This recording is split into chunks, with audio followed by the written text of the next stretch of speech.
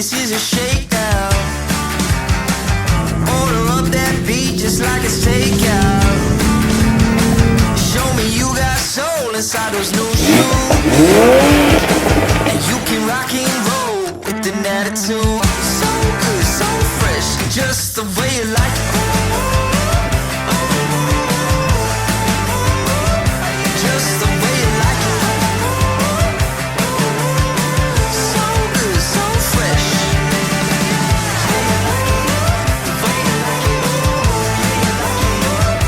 Just the way you like it. So good, so fresh. Get up on your feet, this is a shakedown.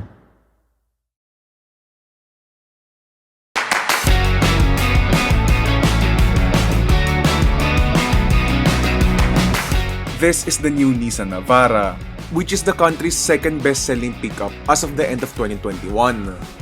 Therefore, the Navara is an important model for Nissan. And kung isa ka sa mga product planners nila, anong gagawin mo to continue its success? Of course, you're gonna give it a mid-cycle facelift, which is exactly what they've done. And so, were they actually able to nail it?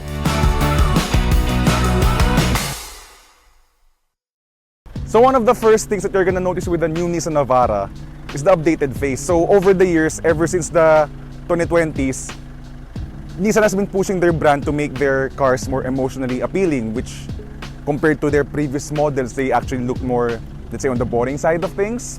Looks parang like a conservative vehicle. But with the new Navara's face, you have this more upright and taller grille. They actually also increased the hood, the height of the hood, in order to achieve this more imposing look. You also have a new pair of LED headlights, quad LEDs by the way, high beams on the upper part and low beams on the lower ones. You also have a new front bumper, and in the case of this Pro-4X variant, you have a red Nissan badge. And down the sides, you're gonna see these 18-inch wheels which are wrapped in Yokohama Geolander all-terrain tires. So down the sides, more or less, this part has not changed actually. This is still the same as the pre-facelift Navara. And then moving towards the rear end of the new Nissan Navara, the entire tailgate has also been redesigned, including the rear bumpers. So you also have a new pair of LED taillights which looks a lot better compared to the pre-facelift model, hindi pa siya naka-LEDs, no? And then more importantly, kanyang tailgate, apart from the fact na it's also redesigned, then you have also the Navara logo stamped directly in the tailgate.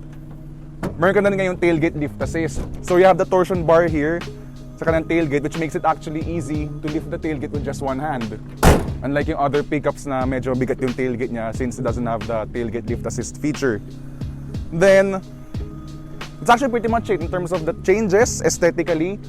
So the rest of the engineering changes that were made to Navara now happen under the skin. So yung kanang platform has been revised in a way that alam naman natin na the Navara has, it has coil springs. But before, ang ibig sabihin nun, it also had the lowest payload capability among the pickup segment.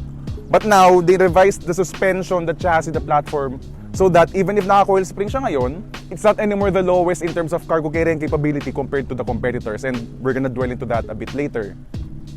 Of course, as expected, the lower down you go the trim ladder, the less nicer, at least subjectively, the Navara starts to look.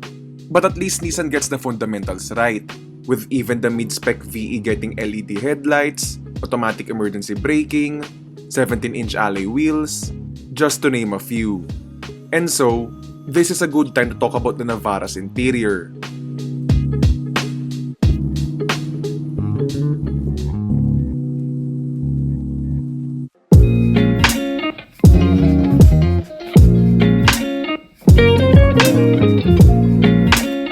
So now that we're here inside the new Nissan Navara, and if I were to be honest, while the exterior looks really good for a pickup, the interior is, how do you say this? Boring. Yeah, there's a lot of gray stuff here. I mean, it's a sea of gray, black. There's really not a lot of color in this interior. I mean, it's okay. It's a pickup, so you expect it to be rugged, well built, and that's what the interior of the Nissan Navara Pro-4X is. It's rugged, it's well built, but colorful, luxurious, plush, it ain't. So, puro ka hard plastic sa interior, but at least your touch points such as the steering, the armrests, And the seats are wrapped in leather, which is a good thing, of course. And yeah, while the exterior looks really good, the interior falls short for me in terms of how the interior looks, which is a shame when you consider that the Nissan Terra, the equivalent of the Navara basically, which when it got a facelift, yung entire dashboard was completely revamped, no? So sayang na that interior update did not translate sa Navara, which would have done wonders with the Navara's interior if that were to be the case. And so the class benchmark for me in terms of interior design and quality would be the Mazda BT50 and the Isuzu D-Max, which have a layer of soft touch leatherette surfaces sa kanyang dashboard. And yeah, the Navara's interior is still a nice space to be in, more or less. It's a simple interior, but the one thing that the Navara nails for me is that yung electronics are really good. This is the Nissan Connect infotainment system, which means it uses an 8-inch touchscreen with hard buttons, which makes it user-friendly. It's a super user-friendly infotainment system. It works really well. There's a bit of lag nga lang when you use the infotainment. May mga lagging ka ng animations and all that. But apart from the animations, which causes the lag of the infotainment, the interface looks really good. It's well laid out. The logically laid out menus are easy to master. And of course, if you don't want to use yung kanyang infotainment system, you could always just use Apple CarPlay and Android Auto, which is always a good thing nowadays. As for the rest of the interior, I like these seats. I like the Pro-4X seats. They at least break up the monotony of the all black, all gray interior. I also like the seats themselves. I drove this car up to Tanay, all the way from Laguna, by the way, so mahaba-habang biyahe siya. And I felt really comfortable sa long drive na yun, no? So wala akong fatigue and whatsoever. It's a shame nga lang na yung kanang steering wheel adjustment is only for reach. Wala kang rate. So, yun lang. That's my only gripe sa kanang driving position. But otherwise, in terms of yung kanang long distance comfort, it's actually a really good place to be in. If it just weren't for the basic interior that feels dated na, at least compared to its competitors, the Navara's interior, along with its comfortable seats, so it would have been really a good combination if they also updated the dash design. But yeah. Though of course if you're buying a pickup, you're also probably gonna use it as a family vehicle. And so with that in mind, how does the Navara perform when doing family duties? So people don't just buy pickups for the sake of going on an adventure or to a construction site or basically for their business. Syempre, they buy a pickup also for their family use. And wala akong pamilya, unfortunately, but I do have friends which I could consider as family. Yes. Sana all. Okay, anyhow, meet Jude. He's a very tall guy. You're 5'11". And as you're gonna see from the back seats of the Nissan Navara, he's perfectly fine. So, in terms of legroom, despite being a tall dude, okay yung legroom niya. And also in terms of headroom, diba? It's also pretty good on the back of the Navara. Okay, so pickups aren't necessarily known for their legroom. This isn't even a Toyota Camry or a Honda Accord data sa segment na yun. But for what the Navara offers, it's actually pretty good. It can also fit 3 adults in terms of yung kanyang width. There are other pickups kasi that are too narrow for sa kanyang second row. But here in the Navara, it can actually fit 3 people. So, Scott, Tommy, pasok kayo.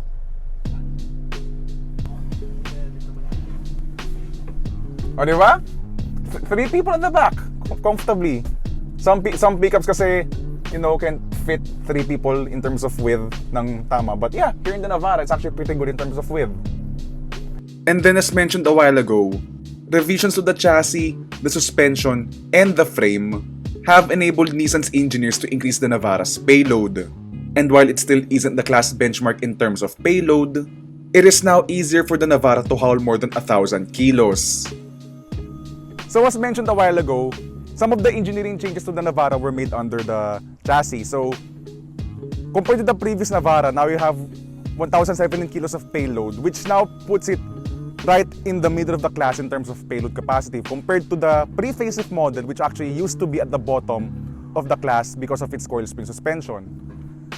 And because of that, that actually gives you a lot of space for you to do all of your activities, as well as the weight to be able to carry all the activities that you actually ever want to do in a pickup, as you're gonna see here.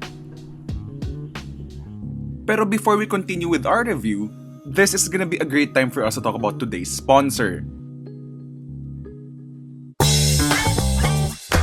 So alam nyo yung kapag may pabango kayo sa kotse and it actually sticks to the car's upholstery, the dashboard, and even worse sa damit nyo, diba?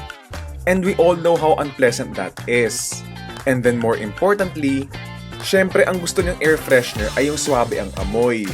And that is what Little Trees aims to do. So fun fact, yung kanyang design isn't actually based on a pine tree, but rather, they're inspired by the Canadian evergreen. Oh, and by the way, these are made in the United States. There are 19 fragrances to choose from, so there's basically a scent to meet every type of mood or personality. And my particular favorite, by the way, is yung Royal Pine or Black Ice. And while this may be a car air freshener, you can actually use this in your closet or kahit sa kwarto mo. And what I like about Little Trees is that every time I get up in the morning and get in my car, I'm pretty much guaranteed a refreshing smell without it sticking to my clothes. And if you want your car to smell as refreshing as mine, you can get your own via Shopee or Lazada for as low as 50 pesos, which you can access via the link below. And your friends and family will probably thank you as well for having a fragrant car interior. Now, back to the review of the Nissan Navara.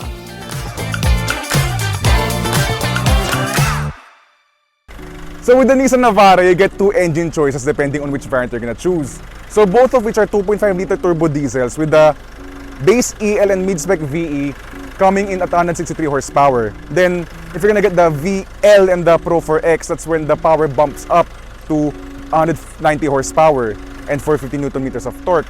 So with the Pro-4X, you get a 7-speed automatic as standard, but with the other variants, you can get a 6-speed manual transmission. No? So in terms of power, the Navara is in the middle of the pickup segment. Not exactly on top, but not exactly on the bottom either. But actually, this is gonna be a good time for us to bring this Navara out in the open road. So okay, we've officially hit the road with the new Nissan Navara, and kamusta guys yung experience nyo with Navara's ride and stuff? So far, napaka-smooth. Maganda siya, lalo kung may mga lubak. Halos wala kang maramdaman.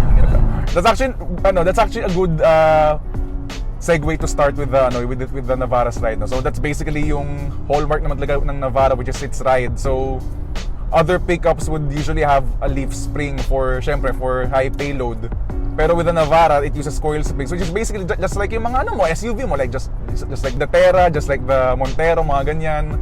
So as a result, yung ride ng Navara is actually no different compared to an SUV, which is always a good thing, diba? Kasi yung mga pickups are known to be matalbog, harsh yung kanilang ride. But here, ang sobrang smooth pa rin niya. It actually is really good in terms of ride quality. So another aspect where the Navara also improved for this facelift is also yung kanyang refinement. So Nissan added more sound deadening to the car's structure, sa katawan niya, sa kanyang doors, sa wheel wells, mga ganyan. So as a result, you have less road noise, you have less wind noise, by the way, because you also have acoustic double layered glass.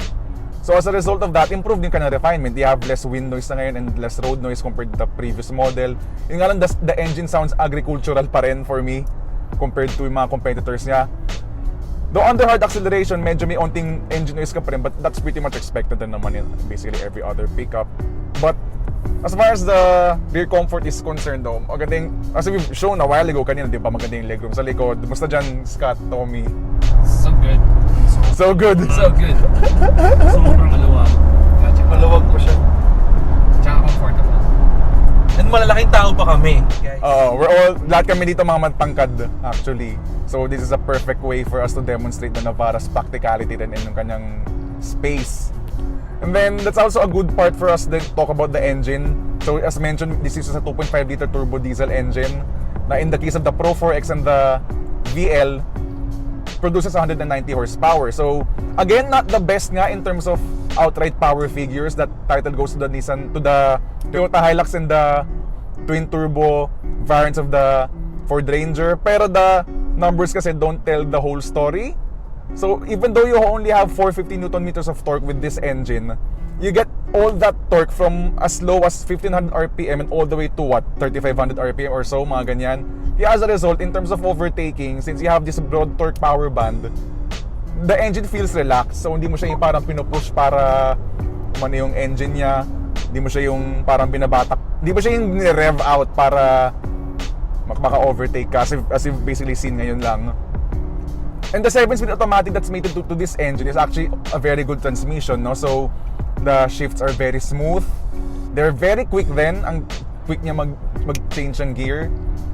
And at the same time, yung 7 ratios niya are perfect for highway use, perfect lang for Philippine roads. Kasi yung Ford Ranger rather, with the 10-speed automatic niya, may tendency siya maging confused since you have so much gears. Pero with 7 speeds, basically, you have all 6 gears to explore, with the 7th gear just being an overdrive function kapag nasa highway ka. So as a result, your revs are kept low. So we're doing 100 ngayon, but the revs are at what? Around mga 1500 RPM lang. So ano yan, tahimik na ng makina, relax lang yung makina niya habang mabilis ang takbo mo. Then, it's like 60 lang. Diba, maganda yung ano niya eh, maganda yung ride niya, maganda stability niya, maganda yung refinement ng engine. It's quiet kapag nasa ito lang yun, kapag yung you're just cruising and coasting, diba? This is also a good part to talk about yung kanang steering din. Dati the Navara and also the Terra, ang sobrang slow range ng steering niya, so you need to do a lot of turns para lang makaliko ka. Pero ngayon, they've actually improved the steering ratio, mas mabilis yung steering ratio niya. So kapag let's say you're doing a U-turn sa mga maghihipot na kalsada, it's far easier to do it now compared to the previous model. It's still a hydraulic power steering, di pa siya naka-electronic power steering like the Ford Ranger. Pero among our other pickups with the hydraulic power steering, this is on the lighter end na of the pickup segment. Di siya kasing bigat, let's say, nung for example sa Toyota Hilux. And then also, is a good part to talk about yung kanang handling din. Okay, for a pickup, syempre yung handling niya, don't expect it to be sporty. Di man siya parang for example, like, let's say, a Mazda CX-5 na crossover SUV na may sporty whatever. So hindi man siya ganun. But as far as handling is concerned, it feels secure sa mga paliko. This is also a good part to talk about yung kanang brakes, no? So yung brakes niya feel secure. Yeah, okay, naka-drum brakes pa rin siya sa likod, but it still feels secure. Hindi siya yung parang spongy yung brake feel niya. Besides, most pickups pa rin in the segment still use drum brakes for its stopping power. We also actually took the Nissan Navara off-road, by the way. We actually took the Navara to Rizal. We did a bit of off-roading and we actually were impressed with the Navara's capability. So, meron siya nung the usual, the 2-wheel drive and the 4 high and 4 low. But with the Navara, you also have a rear differential lock, which, you know, at least if dumating sa point na you need the assurance of a rear differential lock, you are assured that the Navara Pro-4X has that feature. Yun nga lang, if there's one gripe that I have with the Nissan Navara as a whole, not just the Pro-4X, it's gonna be its fuel economy. So currently we're doing 9.2, well kanina 9.4, but now we're doing 9.2 kilometers per liter, which is yeah, compared to other pickups under the same circumstances sa aking daily situation, which provincial lang naman ako madalas, hindi masyado nagmamanila. That makes the Navara one of the thirstier pickups actually in the segment, no? Kasi the D-Max, the Hilux, the Ranger, all of them do double digits in terms of fuel economy under the same circumstances. Pero still, I mean, hindi naman siya matakaw in a sense, but it's more of compared lang to the competitors, it's not the best in terms of fuel economy.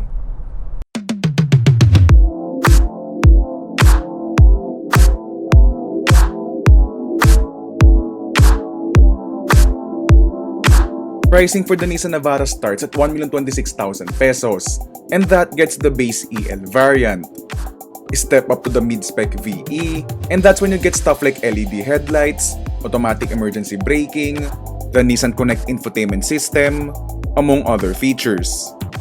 And then just above the VE is the VL variant, which is the model we highly recommend, as this gets you 18-inch alloy wheels, leather interior, power adjustable driver's seat, 360-degree camera system, blind spot warning, rear cross traffic alert, lane departure warning, and smart entry with push button start.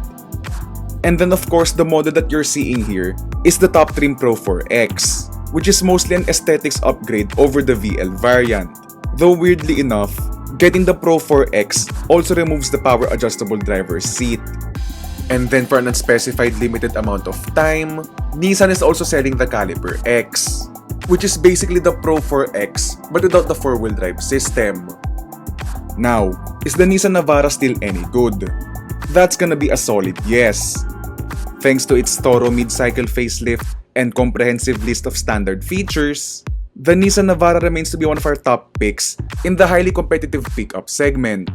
And it's no surprise then that the Nissan Navara continues to be one of the country's best-selling pickups. Because after all, the Navara is a pickup that's easy to recommend to anyone.